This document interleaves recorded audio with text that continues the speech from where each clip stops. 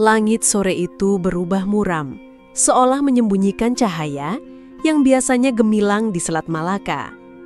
Awan hitam menggulung, menutup langit biru dengan cepat. Angin berhembus semakin kencang, menerpa layar dan jaring nelayan yang berserakan di permukaan laut. Burung camar yang biasanya berputar-putar di atas perahu, kini menghilang entah kemana, seakan tahu bahwa badai akan segera datang. Pak Rahman, nelayan tua asal Aceh, yang rambutnya telah memutih dan wajahnya penuh garis pengalaman, berdiri di atas perahunya yang kecil. Ia menarik jaring dengan kedua tangan yang mulai melemah dimakan usia. Laut hari itu benar-benar berbeda. Jaringnya nyaris robek, hasil tangkapannya sedikit, dan gelombang semakin ganas. "Ya Allah, selamatkan aku dari murka laut ini," gumamnya lirih sambil menggenggam erat tali jaring. Namun di sela hembusan angin yang meraung, matanya menangkap sesuatu. Sebuah perahu kayu kecil terombang-ambing tak terkendali. Ombak menghantamnya berkali-kali, membuatnya miring hampir terbalik. Seorang pemuda berdiri di atasnya, tubuhnya kurus, wajahnya pucat, dan kedua tangannya gemetar memegang kemudi. Air laut menghantam wajahnya, membuat pandangannya kabur. Pemuda itu adalah Arif, nelayan muda dari Malaka. Baru beberapa tahun belajar melaut. Jaringnya sudah hilang dan mesin perahunya nyaris mati. Ia benar-benar sendirian menghadapi amukan laut. "Tidak, jangan tenggelam, jangan sekarang!" teriak Arif, suaranya parau mengahan rasa takut. Tanpa pikir panjang, Pak Rahman mengarahkan perahunya mendekat. Gelombang membuat kedua perahu berguncang keras seakan menolak untuk bersatu. Dengan sekuat tenaga, Pak Rahman melemparkan seutas tali tambang ke arah pemuda itu. "Pegang tali ini!" teriaknya menembus raungan badai. Arif berusaha meraih tali, tetapi tangannya licin karena air asin. Sekali, dua kali, ia gagal. Hatinya hampir runtuh ketika perahunya kembali dihantam ombak besar. Namun pada usaha ketiga, ia berhasil menggenggam ujung tali itu. Dengan sisa tenaga, ia mengikatnya ke bagian kemudi. Pak Rahman menarik kuat-kuat hingga akhirnya kedua perahu saling menempel. Di tengah guncangan yang hampir membuat mereka terlempar, tangan tua itu menggapai tangan muda yang gemetar. "Tarik, naik ke perahuku!" teriak Pak Rahman. Arif meloncat dengan sisa tenaga. Tubuhnya jatuh terjerembab di lantai perahu Pak Rahman, napasnya tersengal-sengal, wajahnya pucat pasi. Mereka berdua kini berada di satu perahu yang sama, di tengah laut yang baru saja melampiaskan amarahnya. Ombak mulai surut, angin perlahan melemah. Hanya bunyi gemuruh jauh di horizon yang tersisa, seolah badai masih menyimpan sisa amukannya. Arif menoleh kepada pria tua yang menyelamatkannya itu. Matanya yang masih berair menatap wajah keriput itu. Ada kehangatan aneh di sana, seolah ia bukan hanya melihat penyelamat, tapi seseorang yang entah mengapa terasa akrab. "Terima kasih, Pak," ucapnya lirih. Pak Rahman hanya tersenyum tipis, menepuk bahu pemuda itu. "Laut memang kejam, Nak, tapi laut juga menguji siapa yang siap saling menolong." Malam itu, mereka berdua duduk di perahu yang basah kuyup, ditemani sisa hujan rintik dan langit kelam. Bukan lagi sebagai orang asing dari dua negeri berbeda, tapi sebagai manusia yang sama-sama berjuang melawan maut. Mentari pagi perlahan naik dari ufuk timur, memantulkan cahaya keemasan di permukaan Selat Malaka. Laut yang semalam mengamuk kini berubah tenang, seperti wajah seorang anak yang baru selesai menangis. Perahu tua Pak Rahman terombang pelan, seolah sedang memulihkan diri dari kelelahan. Arif bangun dengan tubuh pegal dan pakaian masih basah. Ia melihat Pak Rahman duduk di tepi perahu, menghisap rokok lintin sambil menatap horizon. Wajah tuanya tampak damai, meski garis-garis keras di keningnya menyimpan cerita panjang. "Pak," panggil Arif masih ragu. Pak Rahman menoleh, tersenyum samar. "Bagaimana? Sudah lebih baik?" Arif mengangguk. Ia lalu duduk di samping pria tua itu. Kalau Bapak tidak datang, mungkin saya sudah jadi mayat yang hanyut ke tepi pantai. Pak Rahman terkekeh kecil. Jangan bicara begitu, Nak. Nyawa di laut ini hanya bisa bertahan kalau kita saling membantu. Laut tidak pernah pilih kasih, tua atau muda, kaya atau miskin. Kalau ia mau mengambil, ia akan mengambil. Sejenak hening, hanya bunyi air laut memecah suasana. Hingga akhirnya Arif menghela napas. Lalu berkata pelan, "Saya jadi ingat ayah saya. Dulu dia juga nelayan. Namanya Hasan. Tapi dia hilang waktu saya masih kecil.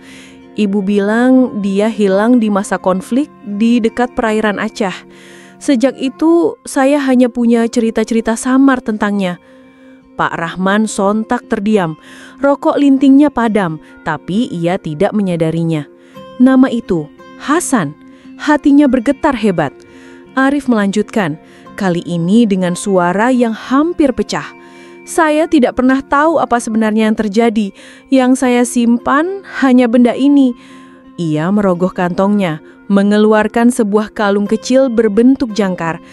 "Ayah memberikannya sebelum pergi terakhir kali. Kata ibu, ini jimat keberuntungan." Pak Rahman hampir menjatuhkan cangkir tehnya. Matanya membesar, napasnya tercekat. Itu bukan sekadar kalung. Itu adalah kalung yang ia sendiri berikan kepada Hasan puluhan tahun lalu saat mereka berlayar bersama. Sebuah tanda persahabatan, simbol janji untuk selalu kembali dengan selamat. Air matanya hampir jatuh, tapi ia menahannya. Tangannya gemetar saat menyentuh kalung itu. Ini milik ayahmu?" Tanyanya terbata. "Iya, Bapak kenal ayah saya?" Pertanyaan itu menusuk hati Pak Rahman. Kenal? Hasan bukan sekadar kenal. Hasan adalah sahabat seperjuangan, saudara yang bukan sedarah. Mereka pernah melewati badai bersama, berbagi tawa di tengah laut dan menanggung ketakutan saat perahu mereka dikepung konflik. Namun sejak malam kelam itu, Hasan hilang tanpa jejak, dan Pak Rahman memikul rasa bersalah yang tak pernah hilang. Namun sebelum ia sempat menjawab, sebuah suara menggelegar memecah ketenangan pagi. "Perahu patroli!" teriak Arif, wajahnya berubah cemas. Di jauhan sebuah kapal patroli melintas, bendera berkibar, suara mesin menggeram, dan sinar teropong diarahkan ke arah mereka. Arif menelan ludah, jantungnya berdebar. "Itu bukan kabar baik, Pak," bisiknya. Pak Rahman menatap kapal itu dengan tatapan berat. Ia tahu, kadang badai di laut bukan hanya datang dari langit, tapi juga dari manusia. Pelabuhan kecil di tepi Selat Malaka itu biasanya ramai oleh suara nelayan yang menurunkan hasil tangkapan. Suara anak-anak berlari di dermaga, serta pedagang ikan yang menawar dengan riuh. Tetapi pagi itu, suasananya agak berbeda. Mata-mata penuh curiga mengikuti langkah Pak Rahman dan Arif saat mereka menambatkan perahu. Arif dengan pakaian yang masih basah dan tubuh lelah tersenyum lega ketika melihat tanah. "Alhamdulillah, kita selamat sampai pelabuhan." Ia bergegas menurunkan beberapa ember berisi ikan sisa tangkapan semalam. Namun sebelum mereka sempat menjual hasilnya, beberapa aparat bersenjata mendekat. Seragam mereka basah oleh keringat, wajah mereka keras tanpa senyum. "Kalian dari mana?" tanya salah seorang dengan suara tajam. "Dari laut. Semalam badai besar. Kami hanya ingin menjual hasil tangkapan," jawab Pak Rahman tenang meski dadanya berdebar. Salah satu aparat menoleh ke temannya, lalu tanpa basa-basi naik ke perahu. Ia memeriksa setiap sudut dengan tatapan tajam. Tiba-tiba dari bagian belakang perahu Arif, ia mengeluarkan sebuah kotak kayu besar yang tertutup terpal basah. "Apa ini?" bentaknya. Arif terbelalak, wajahnya pucat. Bukan milik saya." Pak Rahman maju selangkah. "Kami tidak pernah melihat kotak itu sebelumnya. Mungkin terbawa ombak semalam." "Jangan banyak alasan. Kami menerima laporan ada penyelundupan barang antik melalui jalur laut. Dan lihat, kotak ini ada di perahu kalian." Suara aparat itu lantang, membuat beberapa orang di pelabuhan berkerumun, berbisik-bisik penuh prasangka. Arif mulai panik. "Pak, sumpah, saya tidak tahu apa-apa. Demi Allah, saya tidak pernah menyelundupkan apapun." Namun aparat tetap tak bergeming. Kalian berdua ikut kami ke pos pemeriksaan. Sekarang. Mereka digiring di bawah tatapan dingin orang-orang. Bagi banyak mata yang menyaksikan, mereka sudah dianggap bersalah bahkan sebelum ada pembuktian. Di ruang sempit pos pemeriksaan, Pak Rahman dan Arif duduk di kursi berbeda. Kotak kayu itu terbuka di hadapan mereka, berisi beberapa barang antik, keris berukir, koin perak lama, dan patung kecil dari perunggu. Barang-barang itu jelas bernilai tinggi di pasar gelap. Arif menunduk, kedua tangannya terkepal. Kenapa bisa ada di perahu saya? Ini semua jebakan, Pak. Bisiknya, suara bergetar menahan amarah bercampur takut. Pak Rahman menatapnya dengan mata teduh, meski hatinya ikut kacau. Aku percaya padamu, nak. Tapi ingat, kebenaran tak selalu mudah muncul. Kadang kita harus menunggu badai reda. Namun di sudut ruangan ada tatapan berbeda dari seorang aparat muda. Ia menatap Arif dan Pak Rahman, seakan yakin mereka bukan pelakunya. Tapi tak bisa berkata banyak. Aturan dan seniornya menutup mulutnya. Malam itu mereka ditahan di sel berbeda. Arif duduk di sudut, punggungnya bersandar di dinding dingin. Ia teringat ibunya di Malaka yang pasti khawatir, teringat ayahnya yang hilang, dan kini ia merasa terjebak dalam lingkaran takdir yang sama. Sementara di sel lain, Pak Rahman duduk dengan kepala tertunduk.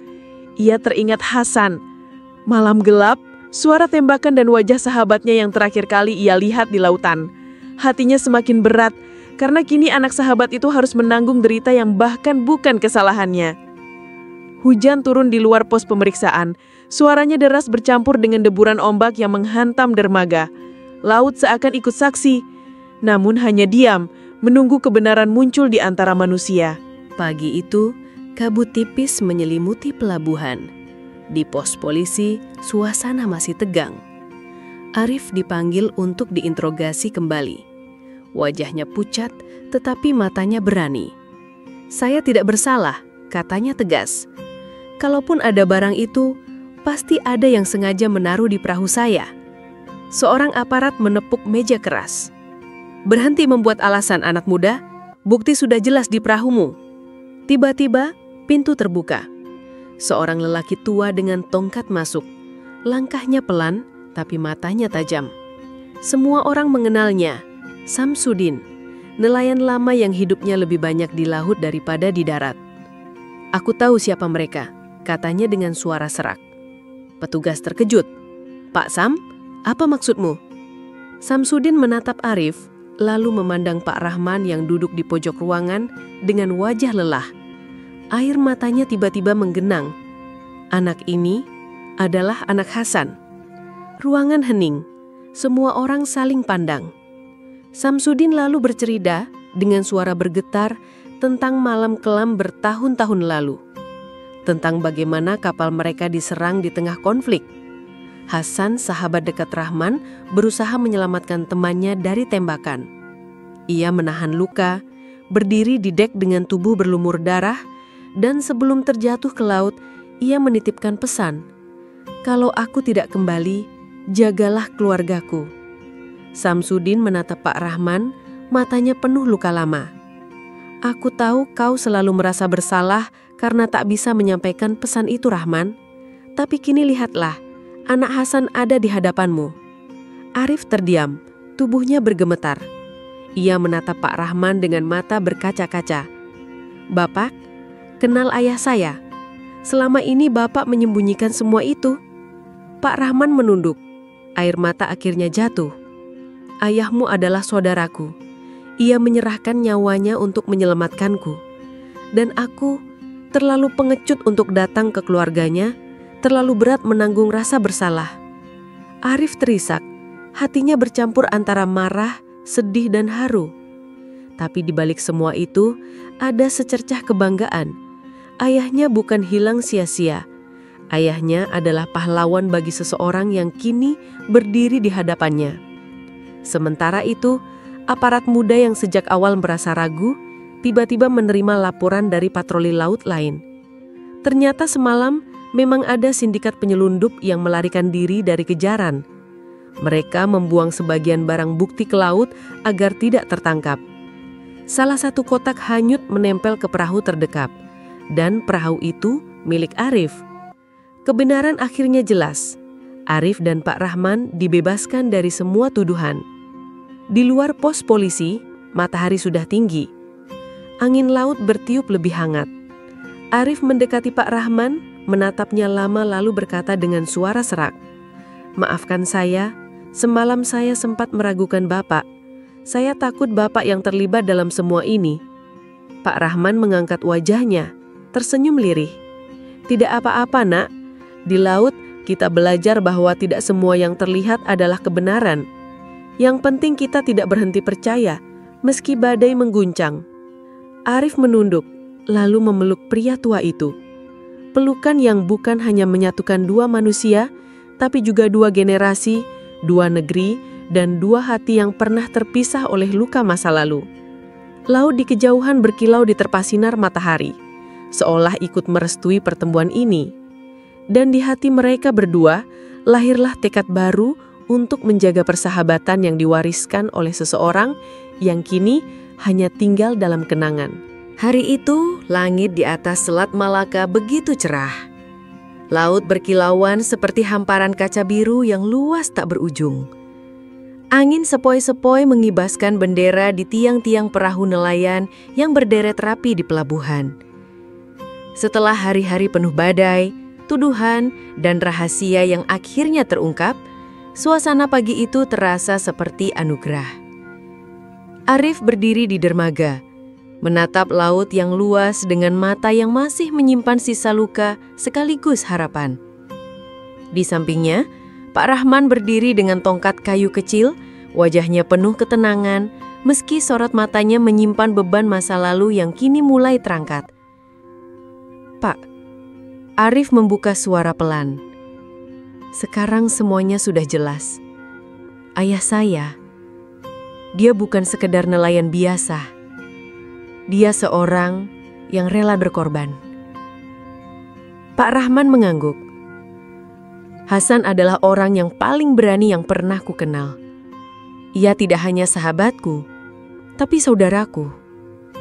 Dan kau, Arif, kau adalah warisan terbaik yang ia tinggalkan untuk dunia ini."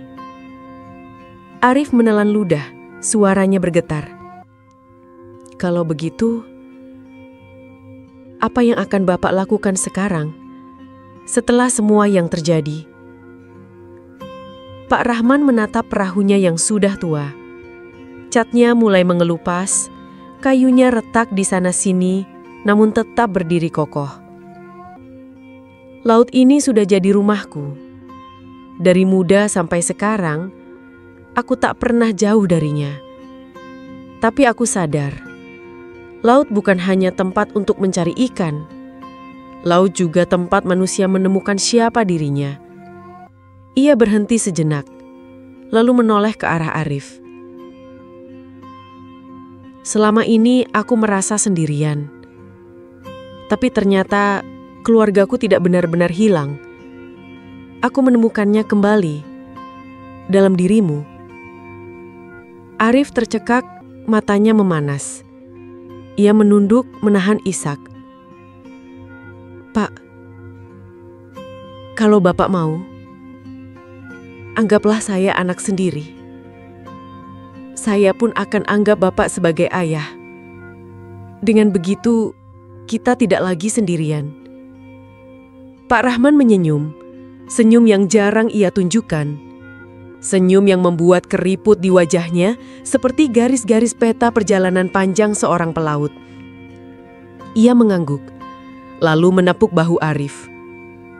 "Mulai hari ini, laut akan menjadi saksi bahwa persahabatan yang diputuskan waktu bisa disambung kembali oleh generasi baru." Mereka berdua kemudian naik ke perahu, bersiap berlayar. Perahu itu melaju pelan meninggalkan dermaga, angin meniup layar seadanya, dan ombak kecil menyambut di sekeliling mereka. Di tengah perjalanan, Arif duduk di samping kemudi. "Pak, menurut Bapak, apa arti pelabuhan terakhir?" tanyanya tiba-tiba.